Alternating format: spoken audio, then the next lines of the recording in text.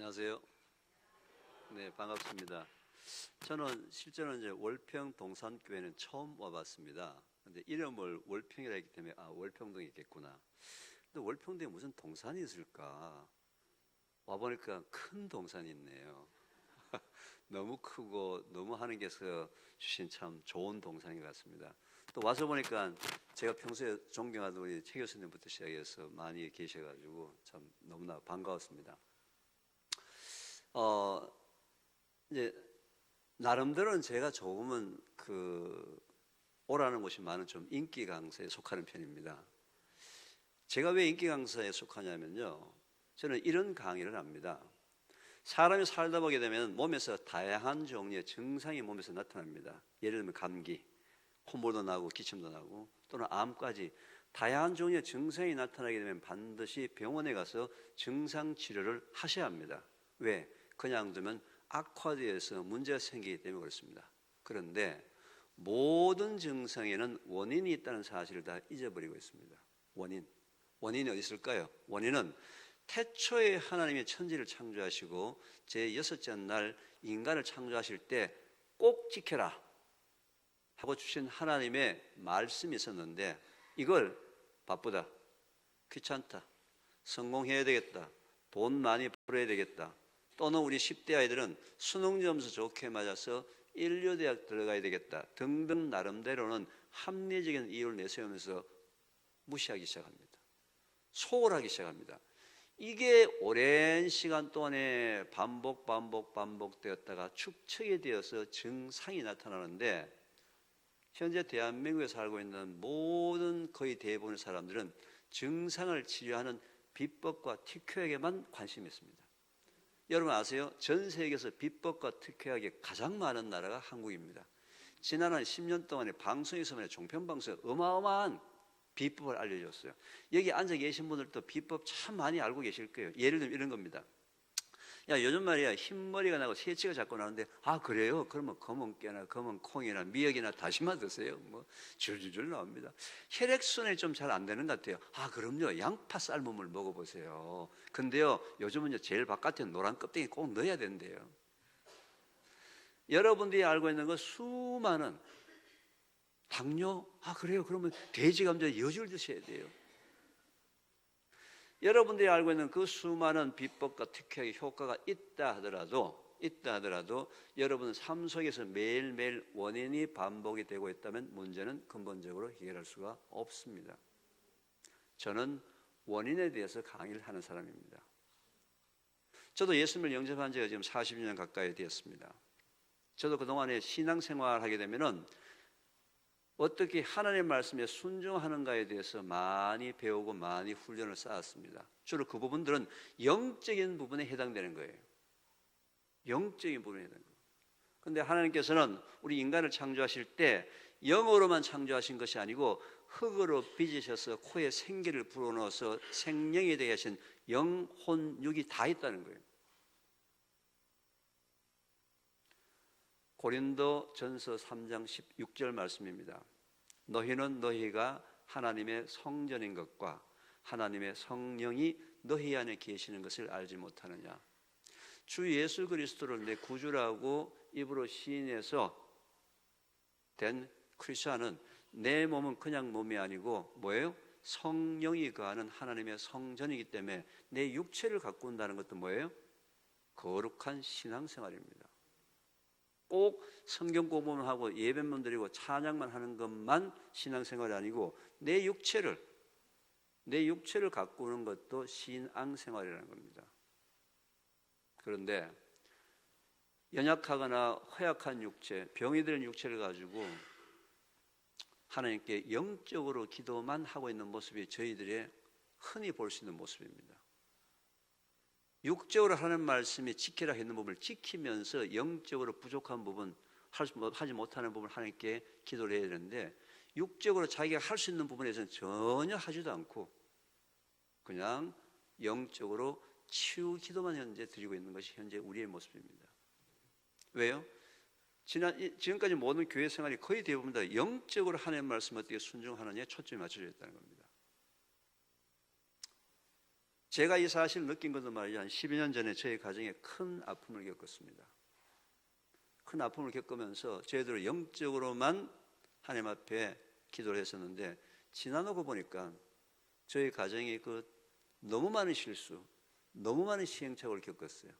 그 시행착오 실수 보니까 저희 가정만 겪는 게 아니고 대한민국의 그냥 평범한 가정이라면 다 겪는 시행착오 실수가 있기 때문에 최소한도 저희 가정이 겪었던 시행착오는 반복하지 않았으면 좋겠다라는 차원에서 10년 전에 태초 먹거리란 이름으로 일반인과 믿는 사람들 또는 암 환우분들 대상으로 무료로 강의를 지금 진행하고 있습니다.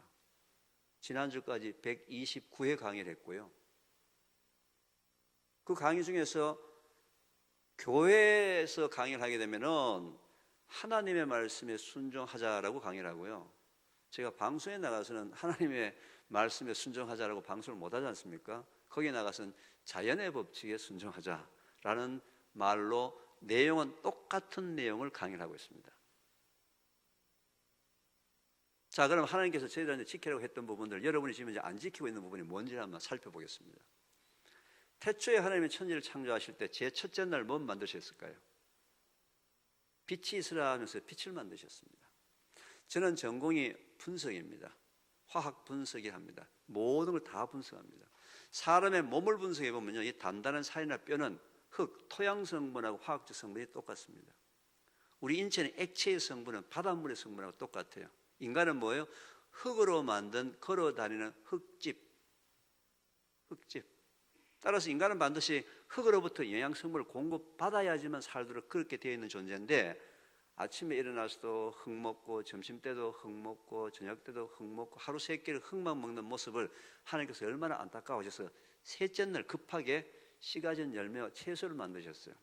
식물이 하는 역할은 매우 단순합니다. 걔네들은요, 뿌리를 그냥 땅속에 내리고 뿌리를 통해서 인간한테 필요한 영양 성분들만 다 빨아 올려가지고 잎이나 열매나 줄기에다가 모아서 우리한테 전달해주는 역할을 식물이 하는 거예요. 그래서 혹시 안 먹을까 싶어서 단맛도 넣고 향도 넣고 색깔도 넣고 해가지고 먹으라고 이제 강조하기 위해서 이제 그렇게 만들었습니다. 그래서 인간은 뭐예요? 흙으로 만든 흙집, 걸어다니는 흙집. 그래서 사람은 죽으면 다 어디로 갑니까? 다 흙으로 돌아가게 되어 있습니다. 부자든 가난하든 잘생겼든 못생겼든 똑같이 원래 재료인 흙으로 다시 돌아가는 거예요.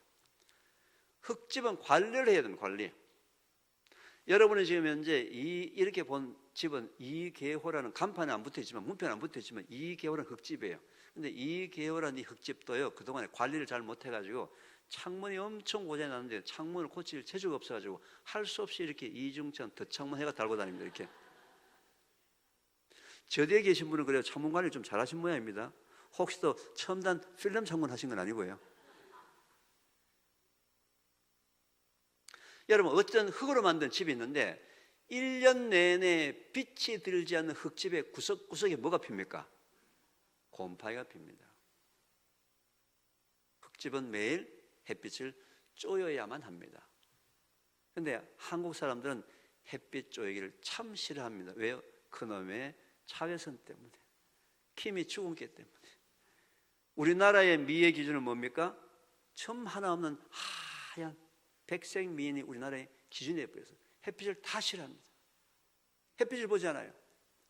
자, 햇빛을 보지 않게 되면 어떻게 된다고요? 흙집 구석구석에 곰팡이가 피기 시작합니다.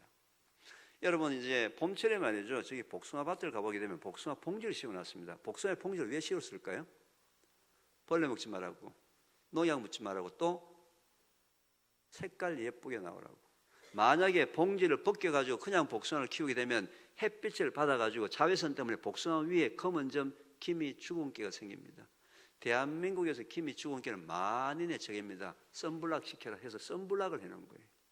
그런데 그렇게 봉지에 씌워서 키운 예쁜 복숭아, 저희들 분석을 해보면요, 자외선을 마음대로 받아가지고 점이 꽉꽉꽉 찍혀있는 그 기미, 주근깨가 많은 복숭아, 못난이 복숭아 한 개 먹을 때 예쁜 복숭아 10개하고 영양가가 맞먹습니다. 그 바람에 누가 죽어나는지 아시죠? 농민들입니다. 지금 시골에 말이죠, 봉지 씌울 사람이 없어요. 봉지 씌울 사람이 없어요. 보통 6년, 7년 정도 된 성년 복숭아 나무에 한 개, 복숭아가 400개에서 500개가 열립니다. 그거 봉지 씌운다고 생각해 보세요. 안 씌우니까 여러분 안 사 먹죠. 그죠? 씌우려고 하니까 어떻게 사람 없죠. 여러분들은 뭐예요? 보암직, 먹음직한 먹거리만 좀 찾아다니는 겁니다. 자, 이제부터 제 강의를 들었던 사람은 어떤 복숭아를 사 먹어야 된다? 김이 죽은 게 많은 거. 그게 하나님이 창조하신 원리대로 길러진 음식이에요. 그게 식물이라고요. 식물은 반드시 햇빛을 보고 자라도록 하나님께 창조를 하셨는데 인간들이 먹음직, 보암직한 걸 찾기 때문에 지금 봉지를 씌우는 농법으로 바뀌었다는 겁니다. 훨씬 쌉니다. 그리고 농민들을 구하는 방법이에요. 그게 선교하는 방법입니다. 그게 조금 전에 목사님이 선교라는 것이 교회 안에서만 이루어지는 것이 아니고 이 교회를 중심으로 있는 월평동에 사는 주민들 대상으로, 그죠? 만약 이 교회에서 시골에서 진짜 봉지 안 씌우고 김이 죽게 생긴 복숭아 못 팔아서 끙끙대는 농민들을 복숭아 사주는 게 뭐예요? 그게 선교예요. 그 먼 지역까지 하나님의 사랑을 전달할 수 있는, 당신의 고통을 서로 나눌 수 있는. 그래서 하루에 30분 이상은 꼭 햇빛을 쬐야만 합니다. 그래서 이런 주일날 오후에다 말이죠. 주일 오후 예배 마치고 난 다음에 목사님하고 성경 공부하는 것만 신앙생활이 아니고 이 좋은 동산을 햇빛 보고 거니는 것도 뭐예요? 신앙생활에서 행하는 거예요. 그죠? 오전에는 지식적으로 머리에 넣고 오후에는 목사님과 같이 목사님 성경 공부하러 갑시다. 그죠? 어떻게 해요? 행하러 성경 공부를 하셔야 돼요. 신앙이라는 것은 지식으로 느끼고 난 다음에 그거를 머무르게 되면 그 신앙은 죽은 신앙이죠. 반드시 행하는 것과 함께 서로 두 개가 조합이 되어야 되는 겁니다. 둘째 날 무슨 얘기가 나옵니까? 궁창이라는 얘기가 나오기 시작합니다. 궁창. 이게 뭐예요? 물 얘기가 나옵니다. 물이라는 얘기가 나옵니다. 하나님께서 우리 인간을 창조하실 때 사람의 몸의 70%를 물로 주셨어요. 물. 우리 인간이 엄마의 태아 속에 자궁 속에 있을 때 뭐예요? 물 속에 떠 있어요. 그죠? 양수 속에. 물 속에 살고 있다고. 그런데 여러분의 의지에 관계없이 호흡담, 소변, 대변을 통해서 일정량의 물이 몸 바깥으로 빠져나가는데 빠져나가는 양만큼의 물을 보충해 주는 것은 인간으로 지켜야 될 가장 기본적인 의미고 가장 기초적인 신앙생활이에요. 뭐가요? 물 먹는 게. 이제 여러분들 이제 고개를 갸우뚱갸우뚱합니다. 아니 교수님 어떻게 그 물 먹는 게 신앙생활입니까? 뭐예요? 신앙생활이 뭐예요? 하나님의 말씀에 순종하는 것이 신앙생활입니다. 태초에 하나님이 내 몸속에 물을 70%를 주셨으면은 빠져나간 양만큼의 물을 보충해서 70%를 맞춰주는 게 인간이 지켜야 될 가장 기본적인 육적으로 하나님의 말씀에 순종하는 거라 이 말이죠. 꼭 성경 공부하는 게 신앙생활이 아니에요. 행하는 것. 그죠? 육에 대한 부분들도 신앙생활입니다. 그런데 뭐합니까? 안 해요. 물을 안 먹어요. 왜? 귀찮아서, 바빠서. 다른 걸로 바꾸려고 합니다. 요즘 유치원 다니는 아이들이나 초등학교 다니는 아이들이 학교 갔다가 집에 들어가면서 엄마 나 목말라요 물 줘 하게 되면 이 똑똑한 엄마가 물 대신에 뭐 줍니까? 주스 줍니다. 우유 줍니다. 그 엄마가 얼마나 똑똑한지 몰라요. 근데 그 엄마가 모르는 게 뭐예요? 물은 물같이 먹어야 되고 주스는 주스같이 먹어야 하는 거예요. 여러분 가정에 어항에 고기를 키우지 않습니까? 고기 키울 때 중간에 간혹 물을 갈아주죠. 주기적으로. 물 갈아줄 때 고기 보고 얘야 주스가 훨씬 더 영양가가 있단다 해가지고 주스를 조금씩 넣어주면 그게 고기가 어떻게 됩니까? 비실비실합니다. 물은 물같이 먹어야 되고 주스는 주스같이 먹어야 돼요. 어른들은 또 뭘로 바꿉니까? 나는 커피 대신, 나는 녹차 대신, 나는 결명차 대신 차를 물로 바꾸려고 합니다. 커피는 커피같이 드시고 물은 물같이 먹어야 되는 거예요. 근데 이 세상이 세월이 지나가면서 바뀌어도 되는 기본이 있고 바뀌면 안 되는 기본이 있습니다. 자, 세월이 지나갔을 때 바뀌어도 되는 건 이런 건 바뀌어도 됩니다. 요즘 대학 캠퍼스에 어떤 남학생이 여학생들한테 인기가 있겠습니까? 어떤 남학생이 인기가 있을까요? 네? 예, 맞습니다. 어머님 얘기했다시피 유머 있는 남자, 심각하게 얘기하는 애들 옆에는 아무도 안 간답니다. 유머가 있어야 된답니다. 근데요, 아무리 유머가 있어도 키가 작으면 또 안 된답니다. 키가 멀대같이 커야 된대요. 근데 또 키가 큰데 머리가 크고 이러면 안 된대요. 얼굴이 크면은. 얼굴이 또 조그만해야 된대요. 그리고 자기 차인지 아버지 차인지 모르지만 한 달에 한 번이나 한 달에 두 번 정도 차도 왔다 갔다 끌고 나오고 이런 좀 능력 있는 애들이 요즘 남학생들 인기가 제일 좋답니다.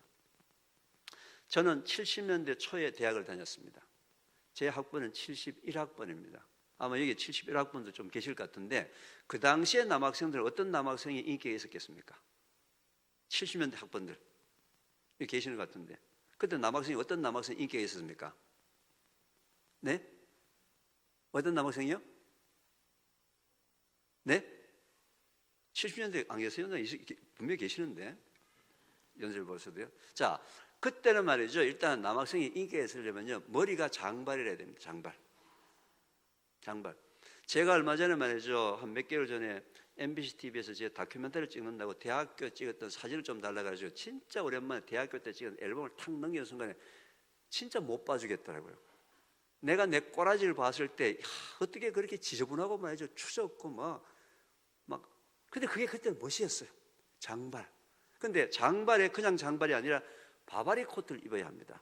프랑스의 알랑 들롱이라는 배우가 나와서 아주 난리가 났어요. 바바리 코트. 그런데 대학생이 바바리 코트를 입었을 때는 일반인이 입는 바바리 코트는 차이나게 입어야 돼요.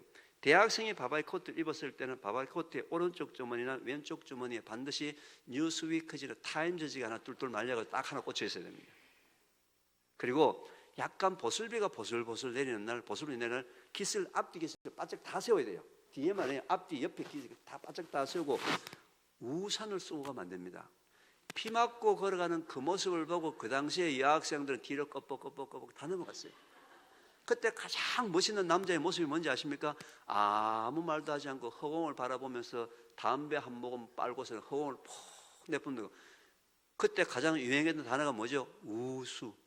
요즘 보면 완전 지질이 궁상 떠는 그런 모습 있죠, 그죠? 그게 그 당시에는 멋이었어요. 그때는 참 가난했습니다.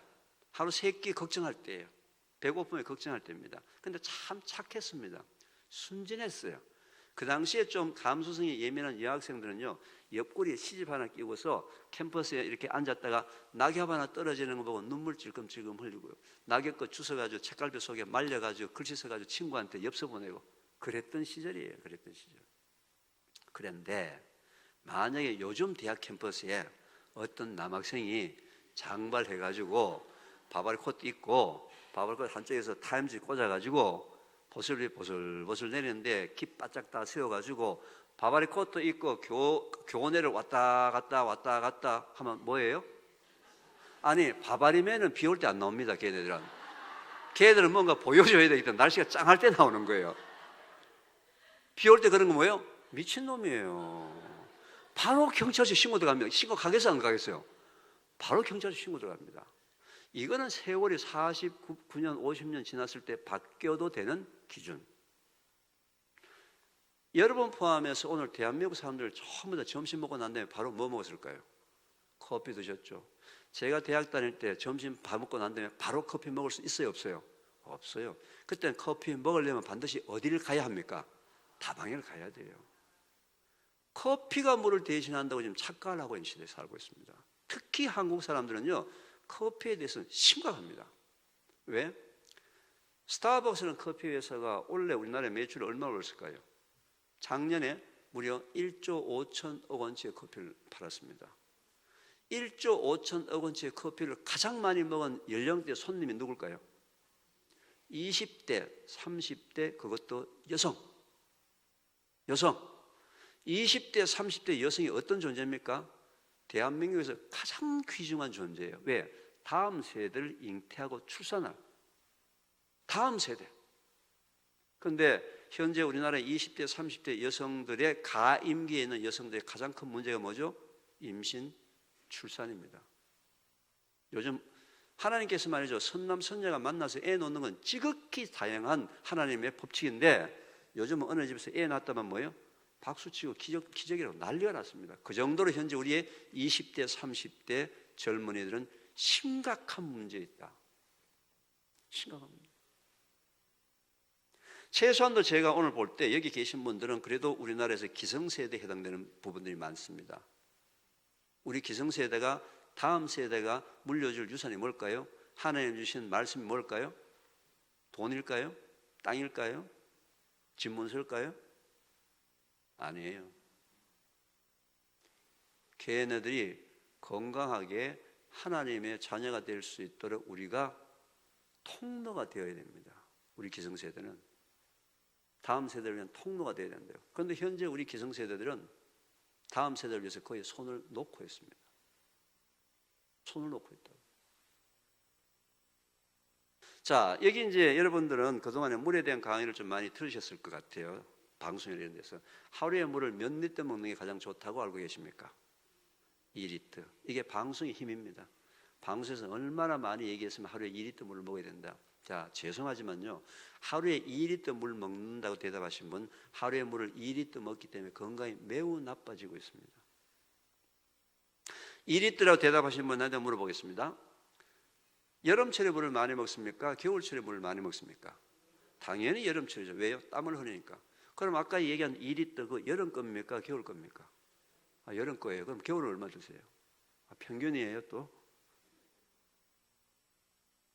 물은 물로만 우리 몸속으로 들어오는 게 아니고요, 음식을 통해서도 우리 몸속으로 물이 들어옵니다. 채소나 과일의 90%가 물이에요. 이 얘기 무슨 얘기입니까? 이 지구상에 살고 있는 어떤 인간도 하루 종일 자기 몸속으로 들어오는 물량 전체량을 계산할 수 있다 없다? 없어요. 이 지구상에 살고 있는 어떤 인간도 하루 종일 자기 몸속으로 들어오는 물량, 자기 몸속에서 빠져나가는 물량을 계산할 수 있다 없다? 없어요. 그런데 하나님의 말씀은 빠져나가는 양만큼만 정확하게 먹어야 되지, 많이 먹어도 작게 먹어도 건강에 나쁩니다. 이 얘기 무슨 얘기입니까? 똑같은 사람이라 하더라도 땀을 많이 흘리는 여름철에는 많이 먹어야 되고요, 겨울철에는 작게 먹어야 되는 거예요. 똑같은 사람이 말이죠, 여름철에 덥다고 수박 한 덩이 먹은 날, 그날도 물 2리터 먹어야 된다, 물 2리터 꾸역꾸역 먹은 날은 물을 많이 먹은 날이라는 말이죠. 수박을 먹은 날은 뭐예요? 물을 작게 먹어야 된다는 말이죠. 이제 무슨 얘기 아시겠습니까? 하루에 2리터 물 먹는다는 게 그게 건강에 매우 나빠질 수가 있는 거예요. 그러면은 하나님이 태초에 여러분들한테 빠져나가는 양만큼은 정확하게 먹는 방법을 알려주셨어요. 근데 여러분이 몰라서 그랬죠. 자, 그거 제가 말씀드리고 온 거예요 오늘. 자, 여러분들 화장실에 갑니다.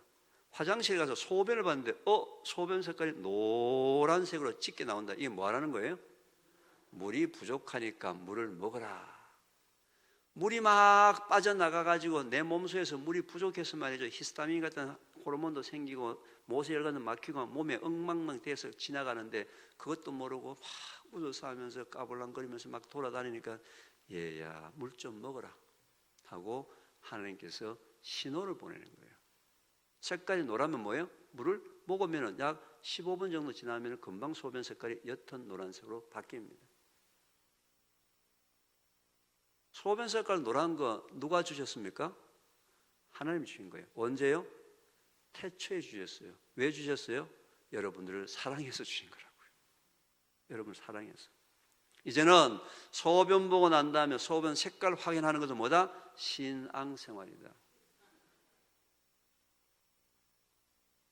이게 저희들의 삶 속에서 바뀌어야 된다는 거예요. 그걸 하나님은 우리한테 영적으로만 성령 충만하고 육적으로 빛을 내는 이런 인간이 아니고 영육 간의 균형 있는 강건함을 하나님께서 원하신다는 겁니다.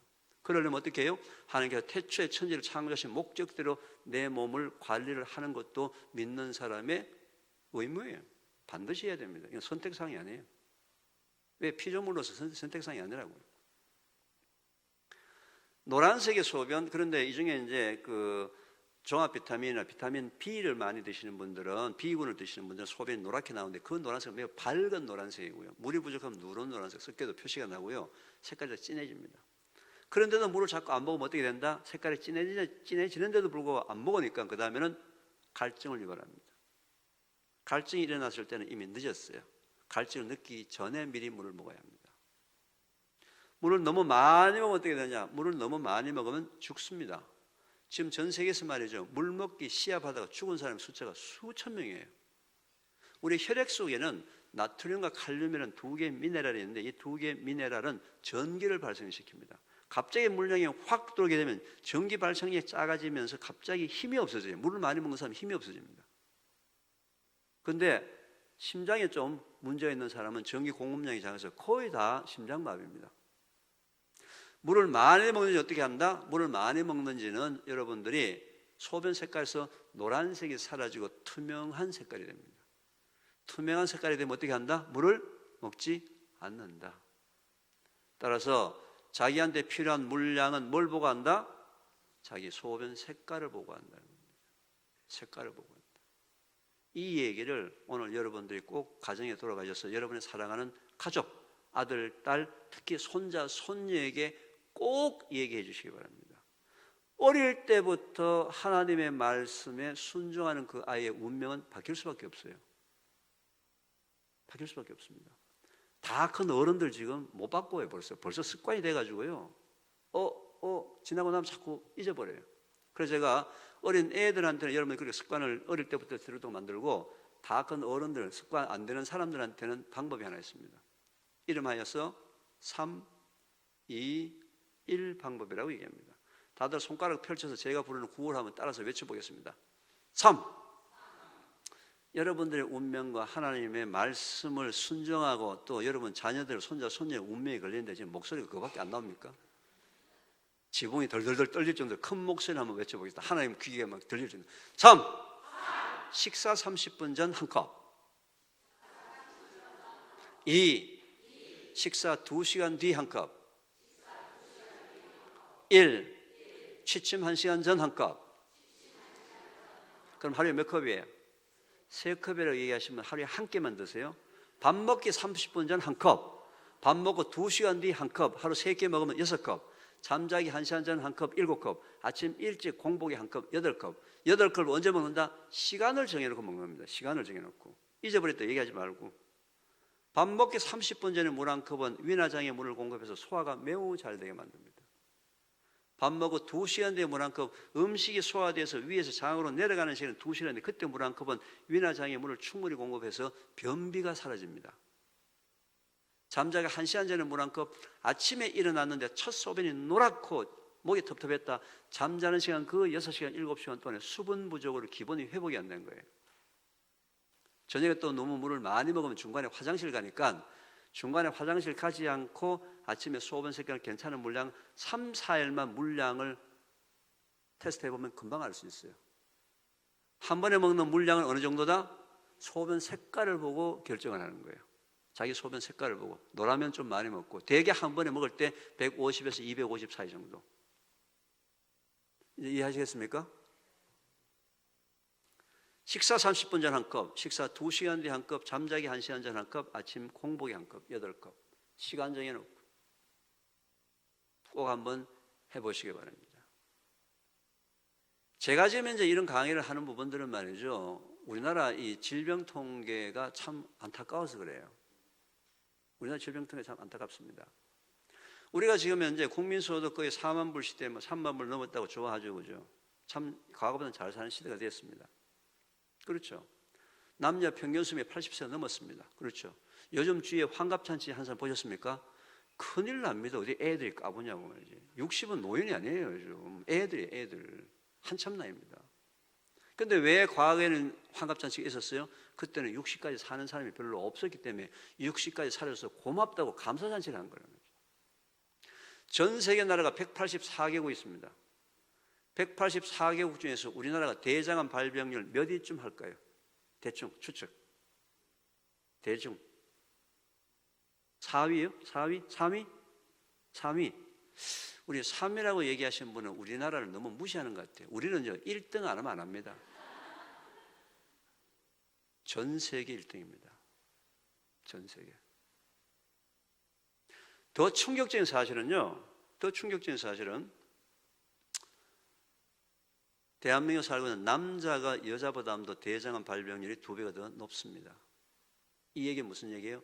현재 대한민국에 발을 붙이고 사는 남자로 생긴 이 인간들은 전 세계에서 1등, 아니죠. 1등보다 2배 높은 특등을 할 정도의 대장암 발병 원인이 버글버글 한데 살고 있는데도 불구하고 관심이 없어요. 이 사회가 관심이 없어요. 학교도 관심이 없고요. 교회도 관심이 없고요. 대통령, 장관, 시장, 국회의원 아무도 관심이 없습니다. 특히 요즘 20대 대장암 환자가 급증을 하는데도 불구하고 전 세계적인 기록을 깨는데도 불구하고 왜 관심이 없는지 아십니까? 대장암 발병 원인에 대해서 이 얘기를 하는 것이 돈벌이가 되지 않습니다. 예방 차원이기 때문에 숫자가 카운트가 안 되기 때문에 아무도 하지 않아요. 돈이 다 어디 갔을까요? 정치가 어디 갔을까요? 치료 쪽에 다 가 있습니다. 그래서 우리나라는 또 전 세계 대장암 완치율 1등. 훌륭한 의술을 갖고 있는 의사 선생님이 너무 많다는 거죠. 그런데 제가 물어보겠습니다. 그 전 세계 1등의 완치율을 갖고 있는 그 수술 기술 그거 가지고 대장암 발병률을 낮출 수 있습니까? 없습니까? 완치하는 그 대장암 완치시키는 그 수술 기술 가지고 대장암 발병률을 낮출 수 있어요? 없어요? 없어요.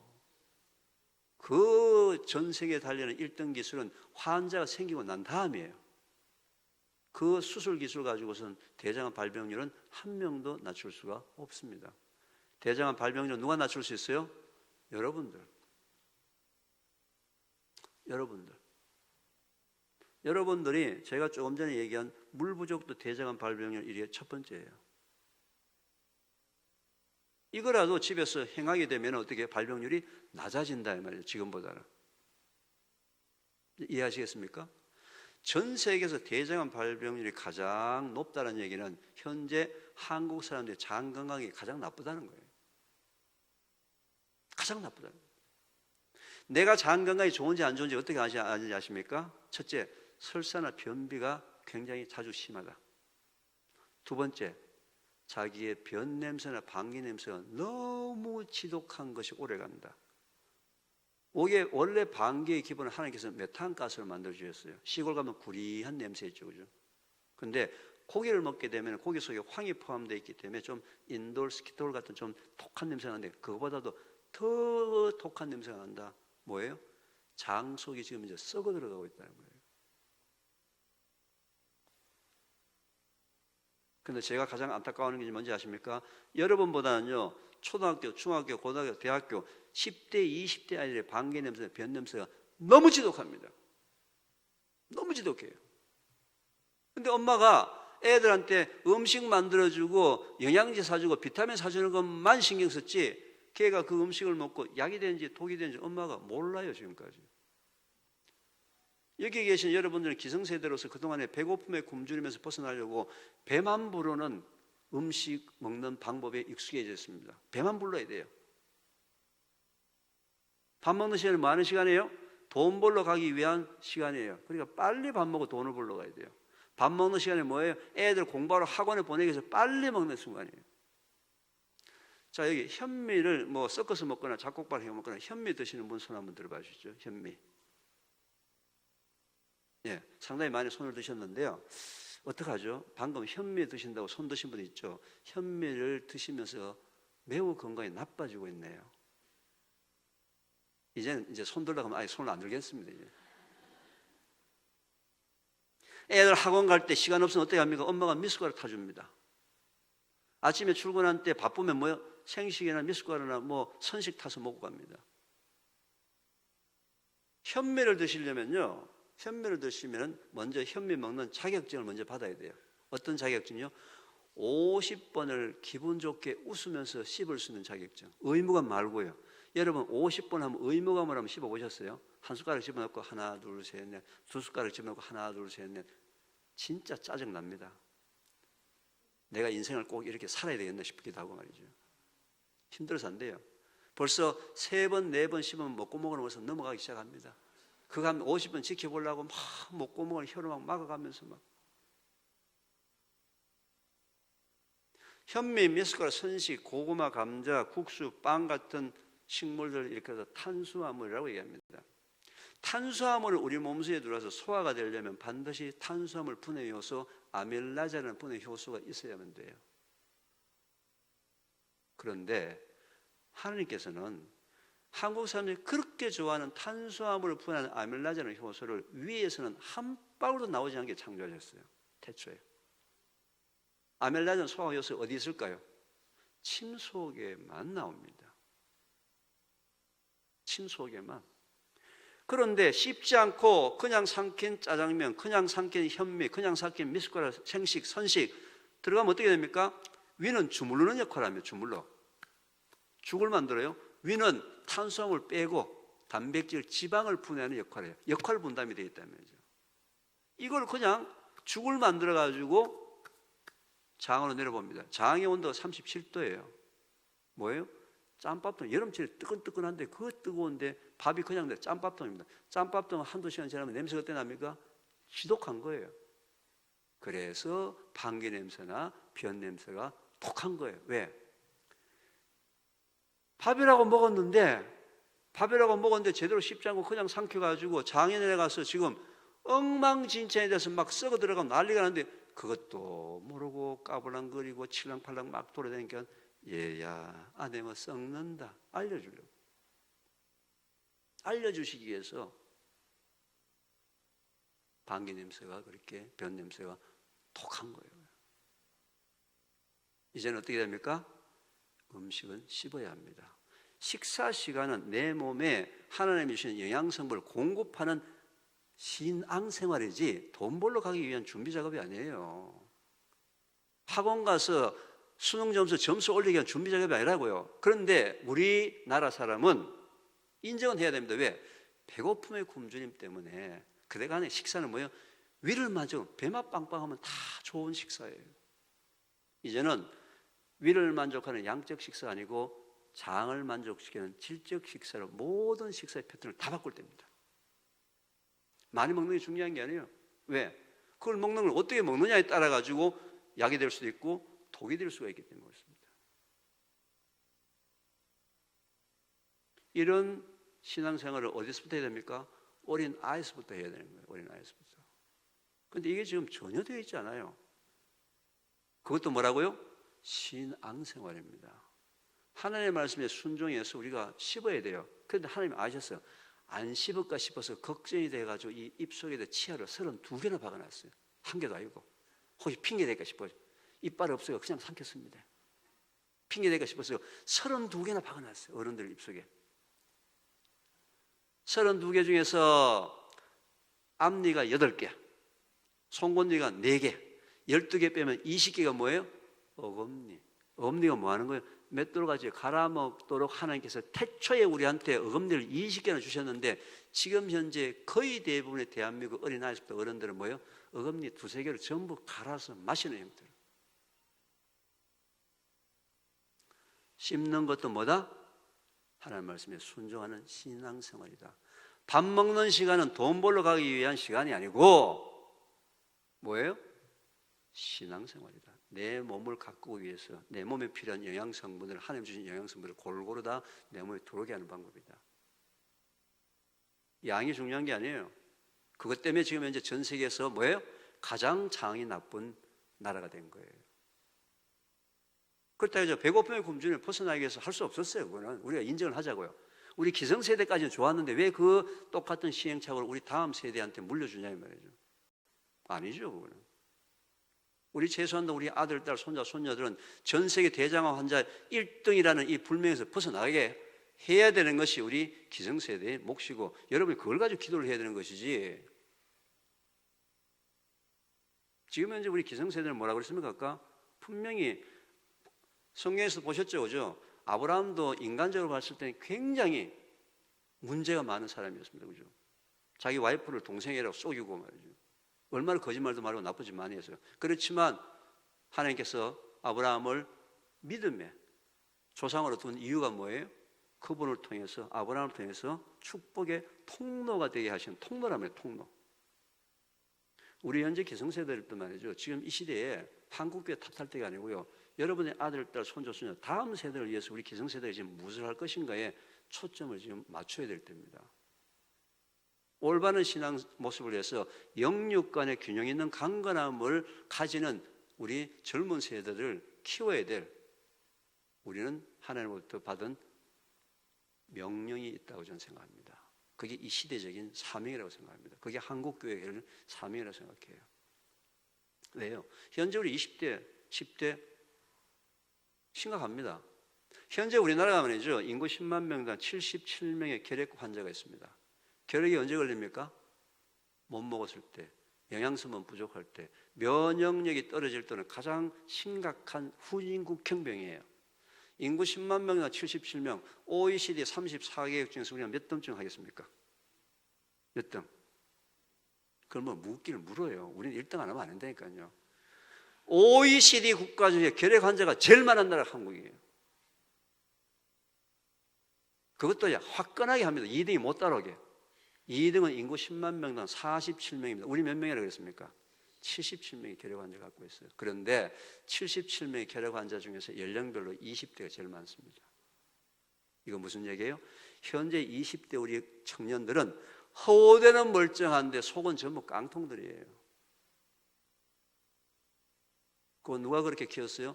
저는 개인적으로 저도 뭐 교수로서 교육학자로서 평생을 살았지만 12년이라는 건 수능제도하고요.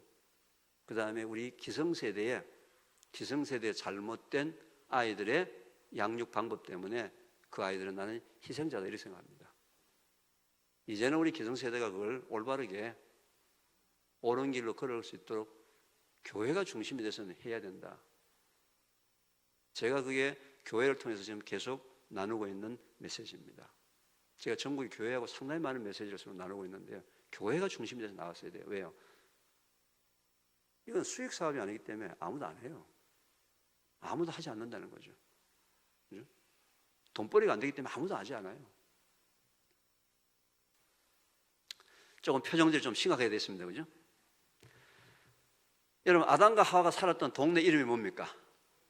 에덴 동산입니다. 에덴의 뜻이 뭔지 아세요, 혹시? 에덴. 에덴이라는 뜻은 기쁨이라는 뜻입니다. 이게 무슨 얘기입니까? 하나님은 태초에 제6째 날 인간을 창조하시고 난 다음에 어떻게 해요? 기쁘게 살아라. 따라서 기쁘게 사는 것은 선택이 아니고 필수입니다. 내가 한번 기쁘게 한번 살아볼까? 내가 스트레스 요즘 너무 많이 받는데 기쁘게 한번 살아볼까? 아니에요. 필수입니다. 내가 몸이 매우 아픈데 건강해지면 내가 기쁘겠지? 아니에요. 기뻐야지만 건강해질 수 있습니다. 왜? 하나님이 주신 말씀이기 때문에 그렇습니다. 기쁘셔야 돼요. 기쁘게 사셔야 합니다. 근데 이게 잘 됩니까? 안 됩니까? 기쁘게 사는 게 잘 됩니까? 안 됩니까? 안 돼요. 저는 고향이 대구입니다. 매우 엄격하신 아버님 유교적인 문화 밑에서 자라가지고요. 밥 먹을 때도 엄숙하게 밥을 먹어야 돼요. 밥 먹을 때 뭐 얘기하고 이러면요. 침 튀긴다, 복 까분다, 복 나간다 그래가지고 밥 먹기 전에 딱 한 말씀 하세요. 밥 먹자. 그럼 끝났어요. 밥 먹을 때까지 아무 소리도 못하고 그냥 밥을 먹어야 합니다. 근데 제가 이 사실을 알고 난 다음서부터는 가급적이면 기쁘게 살려고 노력을 합니다. 저도 유교적인 문화에서 살아가지고 잘 안 돼요. 노력을 해요. 노력을.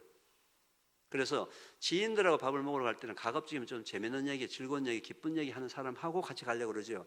정치 얘기한다 하면 아예 안 갑니다. 아예 안 가요. 왜냐하면 우리 한번 웃을 때마다, 즐겁게 웃을 때마다 우리 몸에서 소화제가 100배이 나옵니다. 소화제가 나와요. 소화제가.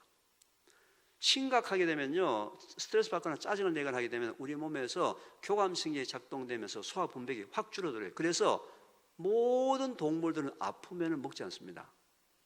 유일하게 아플 때 꾸역꾸역 먹는 게 인간이에요.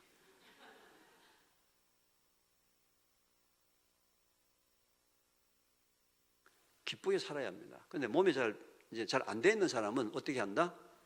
휴대폰을 잘 이용합니다. 저는. 휴대폰에서 밥 먹기 전에 저 혼자 밥 먹으러 할 때 휴대폰에서 가급적이면 재밌는 얘기, 웃기는 얘기를 하나 찾아가지고 나 혼자 한번 웃고 밥 먹습니다. 그렇게라도 노력을 한다는 얘기예요. 노력을. 그런데 이제 재밌는 얘기 찾다 보면 너무 재밌는 얘기 나왔잖아요. 이거를 나 혼자 알기 너무 아깝다 해서 메모를 해놨다가 다른 사람한테 문제를 내는데요. 다른 사람한테 문제를 낼 때 조심할 거. 절대로 길게 내면 안 됩니다. 길게 내면 다 짜증내더라고요. 짧게 내야 돼요. 예를 들면 이런 거예요. 우리나라 연예인 중에서 고기 잡는 어부가 제일 싫어하는 연예인 배철수 씨랍니다. 어부들이 제일 싫어한대요. 방금 웃으면서 어머니 몸속에서 방금 소화제가 100배이 나온 거예요. 한번 웃으면서.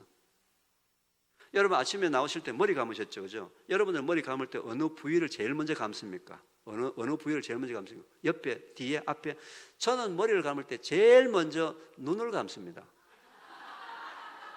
눈 뜨고 하세요? 자, 한번 웃으면서 소화제 몇 병? 100병. 또 이 중에 말이죠. 나는 말이죠, 평생을 그렇게 내가 살지 않아가지고 나는 웃기는 재주가 없어요. 내가 웃기는 얘기하면 다른 사람이 썰렁해지니까 겁이 나서 못하겠어. 여러분, 썰렁해도 소화제가 30병이 나와요. 뭐 하는 거예요? 시도하는 게 중요한 거예요. 왜? 이게 기쁘게 살아라고 주신 하나님의 말씀이기 때문에 그렇습니다.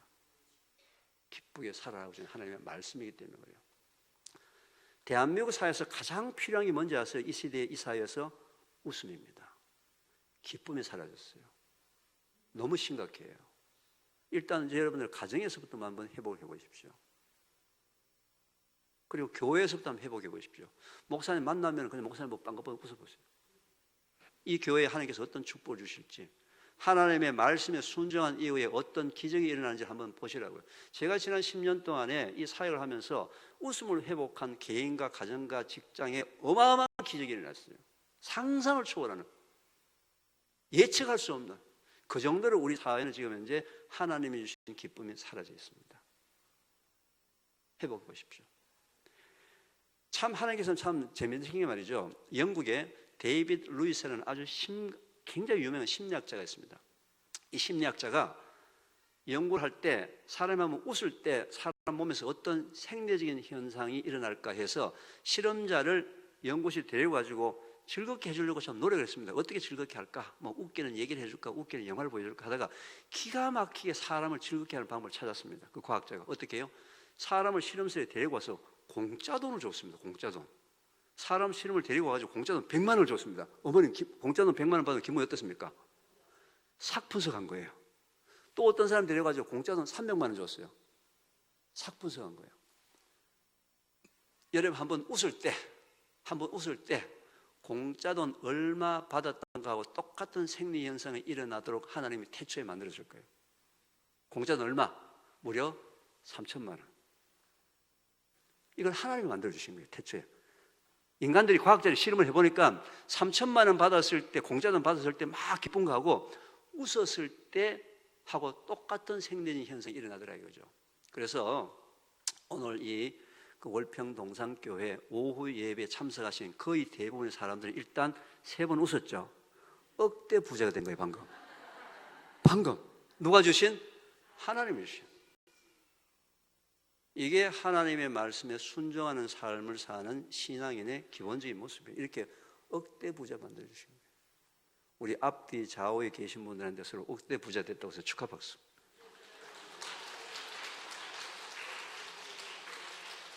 그리고 여러분들 억대 부자 만들어주신 저 초청하신 목사님에게 감사 박수.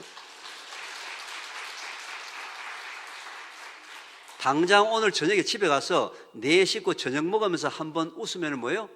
한 번에 1억 버는 거예요. 한 번에. 이제는 이제 월평 동산교회 분들은 전부 억대야 그냥 막 전부 억대야 그냥. 한 번 더 3천만 원 더 버는 얘기를 한 번 더 하고 제가 오늘 이 강의를 마치겠습니다. 연세가 들어가면 말이죠. 나이가 들어가면 자꾸 귀가 먹어요. 그러니까 보청기를 낍니다. 그죠? 근데 보청기도 좀 좋은 걸 끼면 괜찮은데 싸구려를 끼워 나누면은 잡음이 윙윙윙윙 들려요. 그래서 평소에는 할머니가 보청기가 윙윙윙 거니까 가방에 넣어서 다니다가 말 들을 때만 보청기를 꼽는 할머니가 계셨어요. 근데 그날 때 길을 걸어가니까 이제 가방에다 보청기를 꼽고서는 길을 걸어가는데 뒤에서 누가 자꾸 부릅니다. 같이 가 처녀, 같이 가 처녀 하고 불러요. 주위에 보니까 아무도 없는데 자꾸 뒤에서 누가 같이 가 처녀, 같이 가 처녀 불러가지고서는 이상하다 싶어서 가방에서 보청기를 빼가지고 귀에 딱 꼽는 순간에 뒤에서 칼치가 천원, 칼치가 천원. 지금 방금 3천만 원. 이게 하나님이 우리에게 주신 축복이에요. 하나님의 말씀에 순종하는 삶을 사는 우리 인간들에게 주시는 태초에 우리를 사랑해서 주시는 선물이라는 거죠. 우리가 그동안에 너무 비법과 특효약만 찾아다녔는데 아니에요. 우리가 그동안에 배고픔에 굶주리면서 벗어나려고 그냥 극단적인 것들만 찾아다녔는데 하나님이 주신 평범한 것들을 다 놓쳐버렸어요. 그동안에. 평범한 거. 그래서 데살로니가 전서 5장 16, 17, 18절에도 어떻게 나오죠? 항상 기뻐해라. 쉬지 말고 기도해라. 그리고 범사에 감사하라. 이것이 그리스도 예수 안에서 너희를 향하신 하나님의 뜻이라. 하나님의 뜻이에요. 기뻐하는데 기쁠 때만 기뻐하고 찝찝할 때 기뻐 안 할까 싶어가지고 앞에다 항상이라고 붙여놨대요. 항상 기뻐해라. 그런데 꼬라지를 보아하니까 제대로 기뻐할 것이 없으니까 기도하는데 쉬지 말고 기도해야지만 좀 살 것 같다. 걱정이 돼가지고 뒤에 쉬지 말고 기도를 붙이는 거예요. 그리고 부족한 것 같은, 모자라는 것 같은 아픔이 있는 내 현재 이 상태를 범사에 감사하라. 이것이 그리스도 예수 안에서 너희를 향하신 하나님의 뜻이니라. 저는 지금 현재 우리 젊은이들을 위한 사역을 현재 하고 있습니다. 그래서 제가 하는 이 젊은이들 사역에 많은 교회들이 좀 동참해 주기를 원하고요. 이 교회에 제가 하는 이 사역에 동참하기를 원하시는 분들은 태초 먹거리라는 홈페이지가 운영이 되고 있습니다. 여기서 상당히 많은 여러 가지 내용들이 진행이 되고 있기 때문에 여러분들이 각자 자원하시는 분들이 있으면 태초 먹거리 오셔서 그 사역에 동참도 해주시고, 또 한 달에 한 번 정기적으로 강의가 무료로 진행되니까요. 강의도 참석을 해주시고, 여러 가지 자원자들이나 행사가 여러 가지 일들이 많이 진행이 되고 있습니다. 여러분들한테 그런 부탁의 말씀을 드리면서 제가 기도하고 마치도록 하겠습니다.